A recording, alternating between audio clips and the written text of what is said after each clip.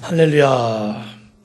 우리가 오늘은 이제 민수기서 말씀을 보다가 가정 주간이고 또 어린이날, 어버이날을 지나고 있기 때문에 오늘 본문은 여호와를 경외하는 가정을 세우라 시편 120편 말씀으로 오늘 선택해 봤습니다.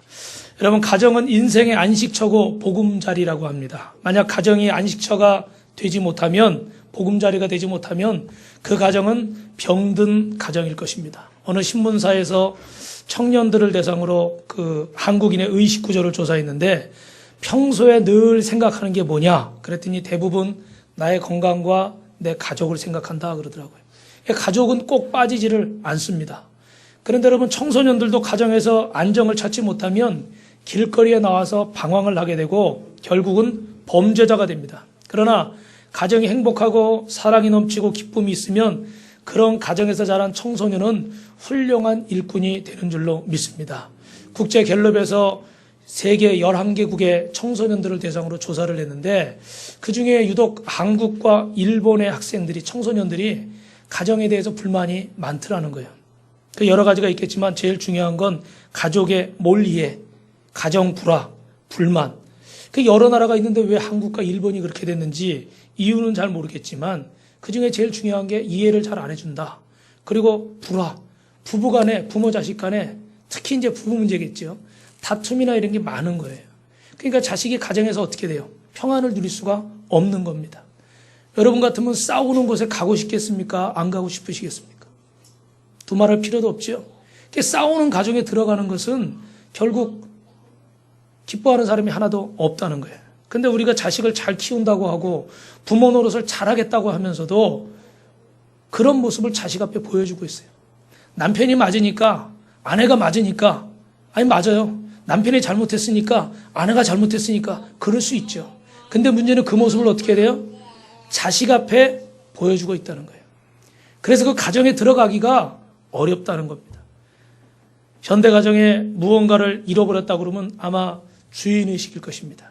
물론 이 자리에 계신 분들이 다 나는 내 가정의 주인이다, 가장이다, 어머니다, 자식이다 라고 말하겠지만 그 가정을 책임지고 그 자식을 책임지고 그 남편을 책임지고 그 아내를 책임지고자 하는 마음은 적다는 거예요. 자식 위해서 희생하는 우리 어머니들의 모습은 온데간데 없고 내 인생 찾아야 되겠다, 나 찾지 마라 그러는 부모들이 드라마에만 있는 게 아닙니다. 실제 현실에 있어요. 현실에 있기 때문에 여러분 드라마도 만들어지고 영화도 만들어지는 거예요. 내 인생이 아깝죠. 멋있게 살고 싶고 폼나게 살고 싶고 잘 살고 싶죠. 다른 사람들 앞에 괜찮게 보이고 싶겠죠. 그러는 사이에 내 역할은, 내 사명은, 내 책임은 어디에 갔느냐는 거예요. 하나님이 부르신 그 자리에 있어야 되는데 멋있게 살고 싶고 잘 살고 싶고 내 인생 찾고 싶다는 욕망 때문에 가정에 대한 주인의식과 책임감은 사라져버리고 세상에서 좋은 곳에만 눈이 가 있습니다. 종교개혁자 마틴 루터는 만일 가정이 없으면 이 세상은 황폐해질 것이고 세상의 질서도 전혀 없어질 것이다 그랬습니다. 통계청에서 해마다 조사하는 조사에 의하면 우리나라 가정 현황이 여러분 많이 들으셨겠지만 이혼율이 매년 증가한다고 그럽니다. 그래서 단독 가구가 늘어나요. 여성 혼자 사는 가정, 노인 혼자 사는 가정, 소년, 소녀 가장들이 늘어납니다. 이렇게 계속되면 여러분 이 나라가 어떻게 되겠습니까? 한 제 기억에는 10년 전만 해도 저 유럽의 이혼율이나 교통사고 이런 게 막 높았던 것 같아요. 저 미국의 이혼율이 높았던 것 같아요. 그런데 지금은요, 한국이 세계 1, 2위를 합니다. 좋은 물건 만들어서 1, 2위 해야 되는데 이게 안 좋은 걸로 뭐 교통사고니 이혼율이니 이런 게 1, 2위를 하니까 참 불명예스러운 거죠. 로마 제국 패망사라고 하는 책을 쓴 에드워드 기본이 이 책에서 한 가지 하는 얘기가 있어요. 로마 제국이 멸망한 이유가 여러 가지가 있는데 그중에 에드워드 기본이라는 사람은 그 멸망의 가장 큰 이유를 뭘로 드느냐? 가정의 몰락으로 들고 있습니다. 이 로마 제국이 막 세상 말로 하면 어떻게 잘 나갔잖아요. 그죠? 흥청만청. 그래서 사람들이 너무너무 잘 사니까 집집마다 막 목욕탕 만들고 사우나 시설 만들고 그리고 음식 먹을 때 어떻게 먹었죠? 기억하세요, 여러분? 누워서 먹다시피 했잖아요. 그죠? 그 정도로 생활이 호화로웠어요. 그러다 보니까 음란하고 타락하고 취하고 그러니까 어떻게 됐습니까? 가정이 당연히 깨져버리는 거죠. 가정이 깨지니까 어떻게 돼요? 악한 사람들이 많이 나오고 악한 사람들이 많이 나오니까 그 세상이 살 수 있는 세상이 되질 않았다는 거예요. 그래서 로마가 멸망한 원인을 결국은 가정에 파괴에 있다는 겁니다. 가정이라는 것은요, 아주 작은 공동체입니다. 그런데 이 가정이 파괴되면 사회가 파괴되고, 사회가 파괴되면 나라와 민족이 파괴되고, 민족이 파괴되면 민족마다 뭐가 일어납니까? 분쟁, 전쟁이 일어납니다. 우리가 지금도 저 중동 지역에서 시리아 같은 나라들, 그 나라가 패망해서 국제적인 문제가 되고 있지 않습니까? 그러니까 이것이 작은 것은 어디서부터 오느냐? 가정에서부터 왔다는 거예요. 여러분 잘 아시는 그 케네디 암살범 오스왈드라는 사람도 그 가정력을 조사해 보니까 어릴 때부터 어떻게 돼요? 이혼한 부모가 재혼을 했는데 재혼한 아버지가 매일 그 부인을 때리고 자기를 때리고, 그러니까 이 어머니는 또 남편한테 행복을 못 느끼니까 그 원망불평이 다 누구한테 가요? 자식한테 가는 거죠. 거기다 막 쏟아 놓는 거예요. 그러니까 어떻게 돼요? 그 자식이 자라서 정상적인 생활을 할 수 없잖아요. 그래, 가정 동신문인가요? 그런 거에 써놓은 거 보니까 이 오스왈드 선생님이 써놓기를, 이 학생은 사랑이라는 것을 전혀 받아본 사람 같지 않다, 이렇게 기록을 했을 정도예요. 그러니까 얼마나 그 가정이 불행했는가 우리가 알 수 있죠. 저도 예전에 그 미국인 친구가 한번 제가 사역하던 기도원에 왔었는데, 부인은 한국 사람이고, 왔는데 그 친구가 굉장히 멀쩡하고 키도 크고 잘생겼어요. 그러다 보니까 가정에 이제 부부간에 문제가 많이 있어요. 아이도 있는데, 예.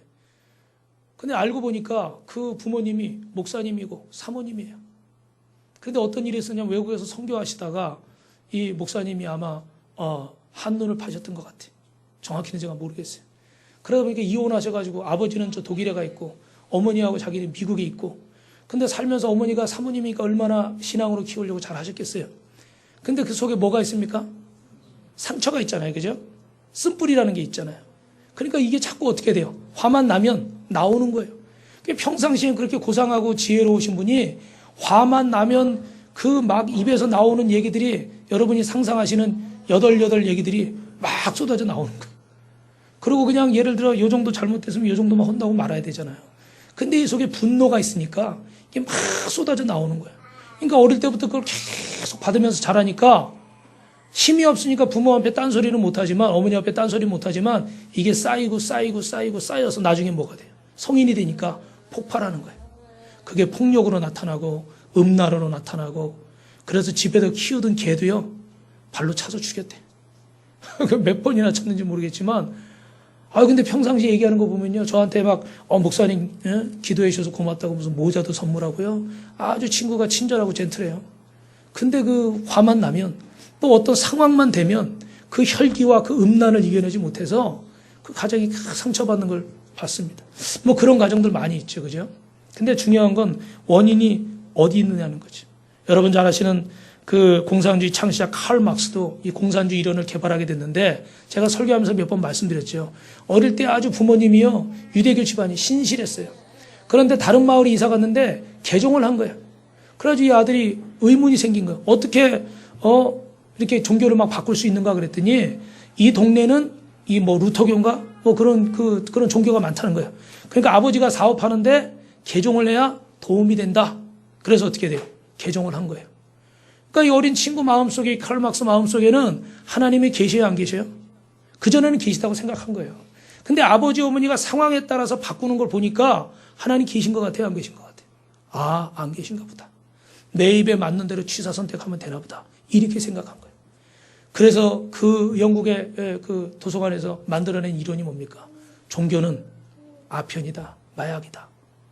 그래가지고 여러분, 그것 때문에 지구상에 이 대한민국도 대표적으로 고통받은 민족 아닙니까? 6.25라는 전쟁이 일어나서 얼마나 많은 사람들이 죽었어요. 전 세계적으로 말한다면 이루 말할 필요도 없겠죠.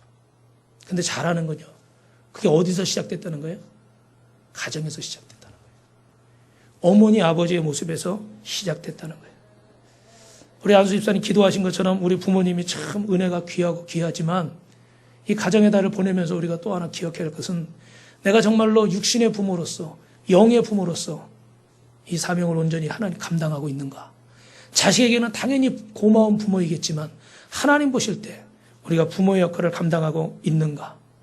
서로의 슬픔과 서로의 즐거움을 함께 나눌 수 있는 그런 가정이 우리 주님이 원하시는 가정인 줄로 믿습니다. 그래서 오늘 여러분이 읽으신 시편 128편에는 어떤 가정이 복을 받느냐? 하나님을 경외하는 가정이 복을 받는다. 그래서 네 가지를 얘기하는데요. 첫째는 뭐라고 그래요? 말씀해 보니까 손이 수고한 대로 형통하게 될 것이고, 둘째는 뭐라고 그래요? 결실한 포도나무 같은 아내로 인해서 기쁨과 만족을 얻고, 세 번째는 어린 감람나무 같은 자녀로 인해서 소망과 즐거움을 얻고, 네 번째로는 장수의 축복으로 후손에 번성케 될 줄로 믿습니다. 할렐루야.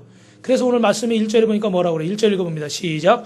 여호와를 경외하며 그의 길을 걷는 자마다 복이 있도다. 할렐루야. 하나님을 경외한다는 것은요, 하나님을 두려워하고 하나님을 존경한다는 거예요. 이 말씀 따라 사는 가정은 하나님의 복이 임할 줄로 믿습니다. 그래서 첫 번째로 2절 한번 읽어봅니다. 시작. 내가 내 손이 수고한 대로 먹을 것이라 내가 복되고 형통하리로다. 할렐루야. 손이 수고한 대로 먹으며 복되고 형통하리라. 여러분 주보에 보시면 뒤에 설교 노트가 있는데 첫 번째 적으실 것은 손이 수고한 대로 먹으면. 손이 수고한다는 건 뭐예요? 일한다는 거, 노동한다는 거, 땀 흘려 일한다는 걸 말하는 겁니다. 결국은 우리가 일하는 대로 땀 흘린 대로 먹는 것이 하나님의 복인 줄로 믿습니다. 왜 그러느냐? 일했는데도 수고했는데도 아무런 대가가 주어지지 않는 경우들이 있습니다. 농사를 져봅니다. 땅은 거짓말을 하지 않아서 열매를 거두게 합니다. 그런데 어떨 때는 잘못된 씨앗이나 땅이 잘못되고 관리가 잘못돼서 열매를 거둬야 될 때 거두지 못하는 경우가 있어요. 날씨가 도와주질 않아서 열매를 거두지 못하는 경우가 있습니다. 그런 경우가 돼버리면 어떻게 되겠습니까? 땀 흘렸는데 수고했는데 열매가 없는 거예요. 그러니까 여러분, 내가 일해서 받는 보수가, 내가 일해서 얻는 소득이 당연한 것으로 생각할 것이 아니라 하나님의 복이라는 것을 잊지 마시고 감사하시기를 주님의 이름으로 축원합니다. 농부가 땀 흘려서 밭을 메고 씨 뿌리고 농사 지어도 비가 오지 않고 태풍이 불어버리고, 지난주처럼 태풍이 심하게 불어버리면요, 소용이 없는 거예요. 벌레가 심해서 또 전염병이 돌거나 이러면 아무 수약을 거둘 수가 없습니다. 자식을 정성 들여서 기르고 길렀지만 부모에게 만족을 주지 못하는 자녀도 있습니다. 죄송합니다. 나이가 들어서도 부모에게 용돈 받고, 어느 분이 목욕탕에서 만나신 분인데, 여자분이신데 할머니이신데 등을 밀어드렸더니 그러더래요. 자식 때문에 속상한 얘기를 등 밀어주니까 막 하는 거예요. 나이가 40이 넘은 놈이 둘이나 집에 퍼지고 누워가지고 추리닝 입고 게임이나 하고 돌아다니고 지금도 용돈 받으면서 있다는 거예요. 집에 가면 열불이 나가지고 견딜 수가 없대요. 돋벌이는 둘째 치고 밖에 나가서 사람 구실이라도 해야 되는데 뭐 직업도 없고 저러고 40 넘어 저러고 있으니까 어떻게 선자리가 들어와도 이 제대로 소개도 못하겠고 막 그런 얘기를 하시더래요. 그래요, 여러분. 당연한 것 같지만 이렇게 건강하게 열매를 거두는 것이 하나님의 복인 줄 믿습니다. 여러분의 자녀가 아침마다 열심히 학교에 가고 직장에 가고 가정을 지키고 있고, 이게 하나님의 축복이라는 거예요. 농사 짓는 사람은 농장에서, 사업하는 사람은 사업장에서, 자녀를 기르는 사람은 가정에서 수고한 대로 열매를 얻고, 이것이 바로 하나님의 역사인 줄로 믿으시면 아멘 하시기 바랍니다. 그래서 우리 일생에 수고가 있어야 기쁨이 있는 거예요. 땀 흘림이 없으는, 노력이 없으는 기쁨도 없습니다. 신명기 12장 7절에 거기 곧 너희 하나님 여호와 앞에서 먹고 너희 하나님 여호와께서 너희의 손으로 수고한 일에 복 주심을 인하여 너희와 너희 가족이 즐거워할지니라. 할렐루야. 하나님이 여러분 아담에게 땀 흘려야 남성들은 먹고 살 것이다. 저주가 아니라 하나님의 복인 줄로 믿습니다. 누군가가 수고하고 그 수고 때문에 여러 사람이 평강을 누리고 안정되게 사는 것이죠. 부모님이, 아버지나 어머니가 밖에 나가서 수고한 대로 그 가족은 낙을 누리게 되는 것입니다. 전도서 3장 13절에 보니까 사람마다 먹고 마시는 것과 수고함으로 낙을 누리는 것이 하나님의 선물인 줄을 알았노라. 할렐루야. 영국의 비평가 존 러스키는 말하기를 하나님은 모든 사람이 자신의 일 속에서 행복해지길 원한다 그러셨어요. 사랑하는 성도 여러분, 여러분이 일주일 동안 어디에 계시든지 그 자리에서 행복하고 감사하시기를 주님의 이름으로 축원합니다. 일할 수 있는 것이 복이죠. 그저 우리 연세가 드실수록 그런 말씀 많이 하더라고요. 그래도 일할 수 있을 때가 행복하다고, 일하고 싶어도 할 수 있는 것이 없거나 나이 들었다고 안 써준다거나, 아니면 또 일하고 싶어도 건강이 허락지 않아서 눈앞에 보여도 일을 못하는 그런 경우도 있습니다. 그러니까 여러분, 하나님의 부리가 심은 대로 거두게 하시고 행한 대로 갚아주시고 땀 흘린 대로 하나님이 역사하실 줄로 믿고 내게 맡겨진 곳에서 열심히 사명 감당하시길 주님의 이름으로 축원합니다. 우리 옆에 바라보고 인사하실까요? 열심히 일합시다. 한 번 더 합니다. 열심히 봉사하고 섬깁시다. 우리 3절 말씀 읽어보겠습니다. 시작. 내 집안의 안방에 있는 내 아내는 결실한 포도나무 같으며 내 식탁에 둘러앉은 자식들은 어린 감람나무 같으리로다. 할렐루야. 여기 보니까 내 아내는 결실한 포도나무 같다고 그랬어요. 이 아내를 통해서 기쁨과 만족을 얻는답니다. 여호와를 경외하는 가정의 두 번째 복은 바로 결실한 포도나무 같은 아내입니다. 여러분, 이 포도나무는 팔레스틴 지방에서 수분과 이 영양분을 공급합니다. 그래서 음료수를 만들어 마시기도 하고 이 포도주를 또 약에 쓰는 경우도 있고, 또 결실한 포도나무는 특별히 자녀 양육을 뜻하기도 합니다. 이 아내가, 여성이 자녀를 출산해서 훌륭하게 기르고 올바른 걸로 이끄는 것, 이게 바로 아내를 통해서 하나님이 가정해 주신 복인 줄로 믿습니다. 어느 방송국에서 이 학생들 대상으로 또 조사를 했어요. 아버지가 가장 불쌍하게 보일 때가 언젠가? 그랬더니 어머니한테 바가지 긁힐 때, 그때가 제일 불쌍하다는 거예요. 두 번째 또 불쌍할 때가 언젠가 그랬더니 직장에서 돌아왔는데 방에 혼자 들어가셔서 아무 말 없이 직장 일 때문에 막 고민하다가 눈물 흘리시는 걸 봤을 때, 그때 너무 측은하고 안타깝다는 거예요. 사랑하는 성도 여러분, 남편을 성공시키는 아내가 되시기를 주님의 이름으로 축원합니다. 이런 말씀드리면, 목사님 왜 남편 얘기는 안 하고 아내 얘기만 합니까? 오늘 성경에 아내 얘기가 나와 있어요. 남편들은 또 어깨에다 힘주실 것이 아니라 우리 모두에게 주신 말씀이에요. 그래서 이 성공시킨 아내가 어떻게 성공시키나 봤더니 잠언 12장 4절에는요, 어진 아내는 그 아비의 면류관이라고 그랬고, 그 지아비의 면류관이라고 그랬고, 욕을 끼치는 여인은 그 지아비로 뼈가 썩은 같게 한다고 그랬어요. 그래서 여러분, 남편을 어렵게 하는 사람은 그 남편을 병들어 죽게 하는 거고, 정말 그 남편을 잘 배필하는 사람은 그 남편의 면류관, 자랑거리가 된다는 겁니다. 그래서 어떤 분은 7가지를 얘기했는데, 목소리를 낮춰라, 큰 소리 치지 말라는 거 남편한테. 두 번째, 남편의 능력이 있도록 힘과 용기를 줘라. 남편에게 두둑한 용돈을 줘라. 할렐루야. 용돈을 줘야 가서 또 어떻게 만나는 사람들한테 사람굿이라고 그랬거든요. 지금 적금 내야 되니까, 학원비 내야 되니까, 너무 그러지 말라는 거죠. 세 번째, 부부싸움은 5번째, 방 안에서만 하라. 남편에게 매력 있는 여자가 되라. 또 7번째, 가정이 안식처가 되게 하라. 할렐루야. 여자분들의 눈빛이 별로 곱질 않습니다.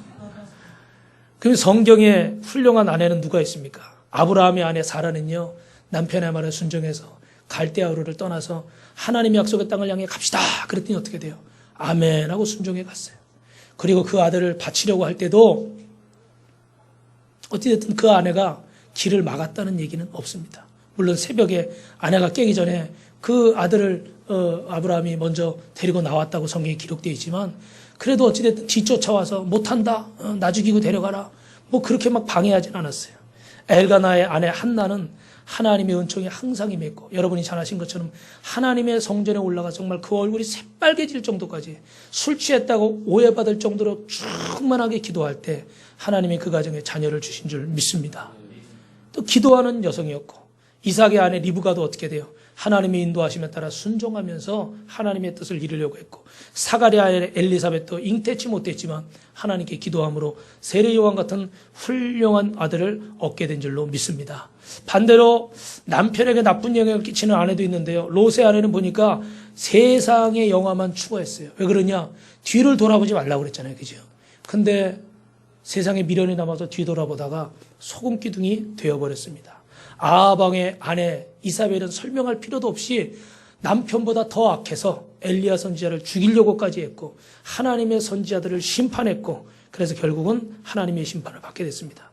다윗의 아내 미갈은 남편이 정말 하나님의 법궤가 들어오는 것을 좋아서 춤추고 좋아하고 즐거워하는데, 찬송하는데 그 바지가 흘러내리는 것을 보고 조롱하고 손가락질하다가 결국은 일평생 자식을 얻지 못했습니다.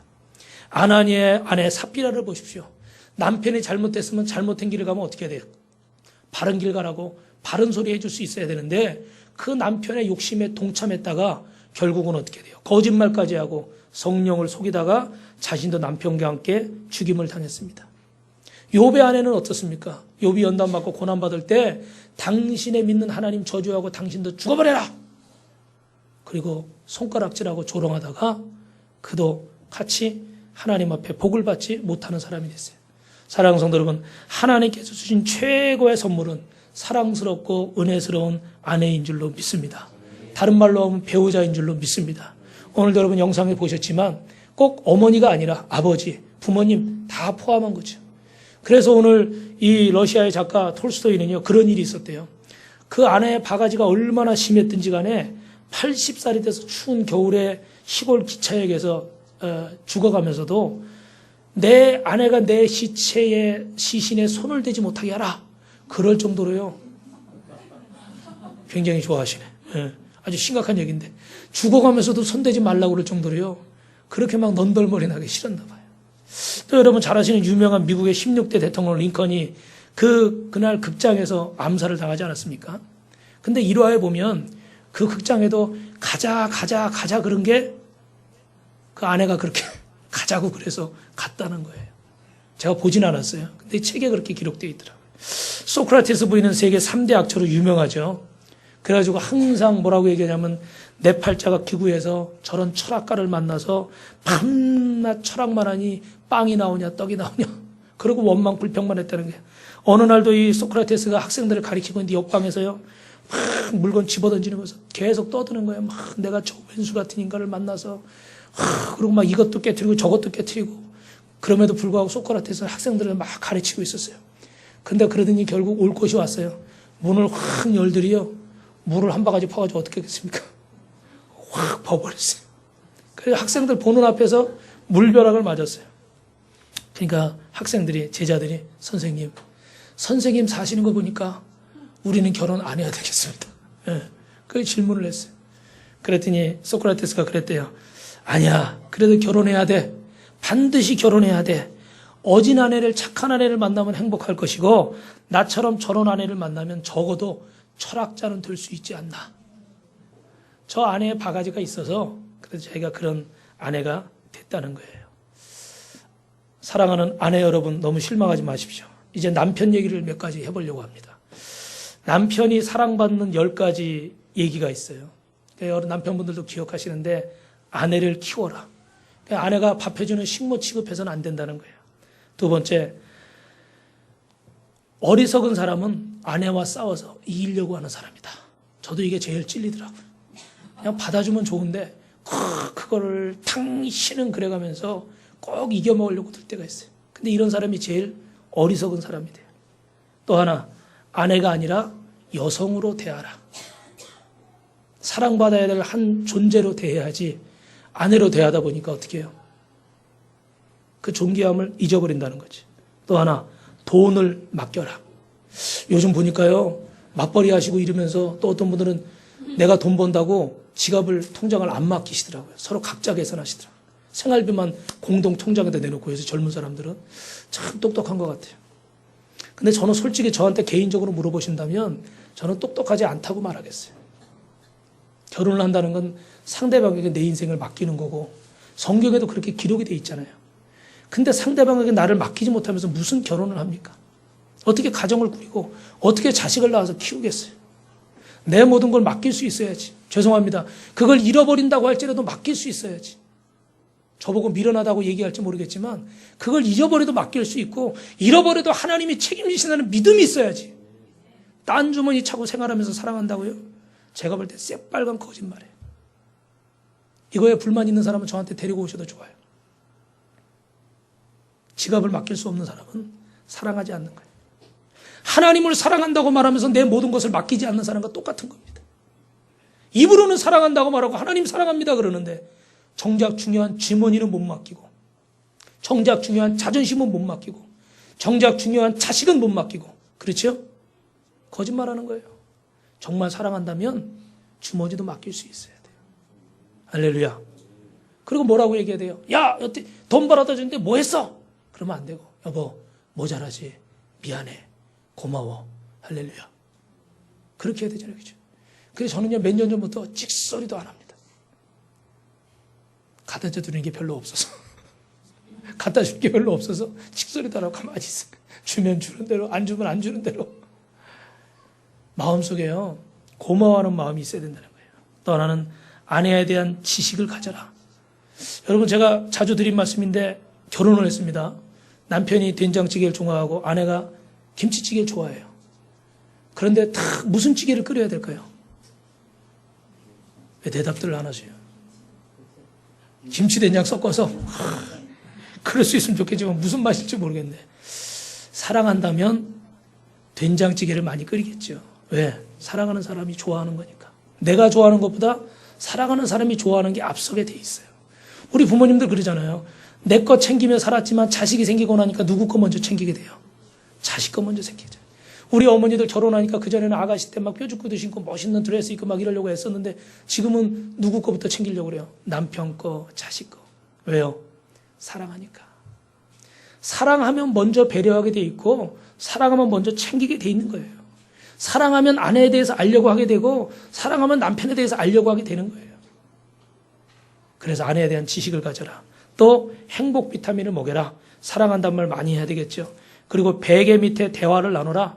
그 침실에서 여러분 서로 깊은 대화를 마주보고 나눌 수 있는 분들이 되기를 주님의 이름으로 축원합니다.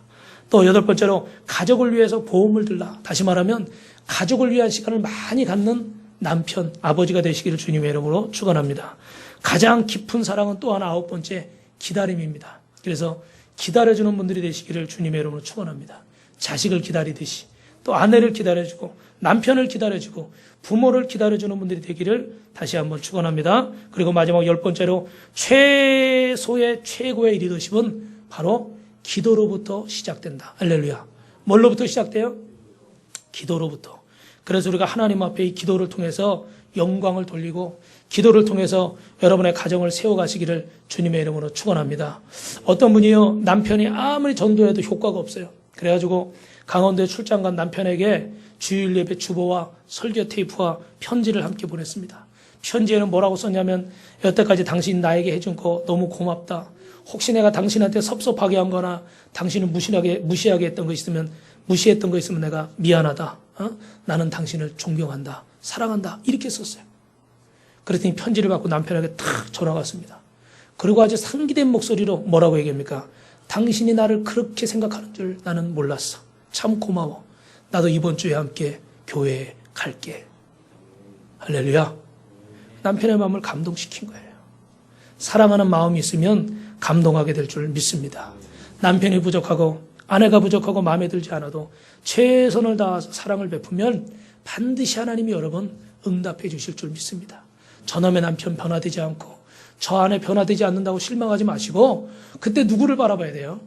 하나님 바라보시고 기도하세요. 그때 그 남편을 바꾸시고 그 아내를 바꾸실 줄 믿습니다. 제가 전에 한번 말씀드렸는데 제가 우리 이경영 전도사님이라고 그 전도사님이 이제 저 서초동에 살 때 남편이 아주 울그락불그락하게 생겼어요. 저도 몇 번 만났는데 그 전에 교회를 가면요, 교회 가지 말라고요 난리를 치고 때리고 부시고 어떤 날은요 부엌 칼을 들고 와서 목에다 칼 들이대면서 너 교회 가면 죽여버리겠다고 그러더래요. 그러니 예배는 드리러 가야 되겠고 남편은 죽인다고 그러고 너무 괴롭잖아요. 그래서 어떤 날은요 그냥 너무 막 미칠 것 같아가지고 욕실에 들어가가지고 바가지로 물을 퍼서 그냥 옷 입은 채로 끼얹었대요. 진짜 누가 봤으면 미쳤다고 그랬을 거예요. 너무 견딜 수가 없어서 너무 괴로워서 막 물을 끼얹었대요. 옷을 입은 채로.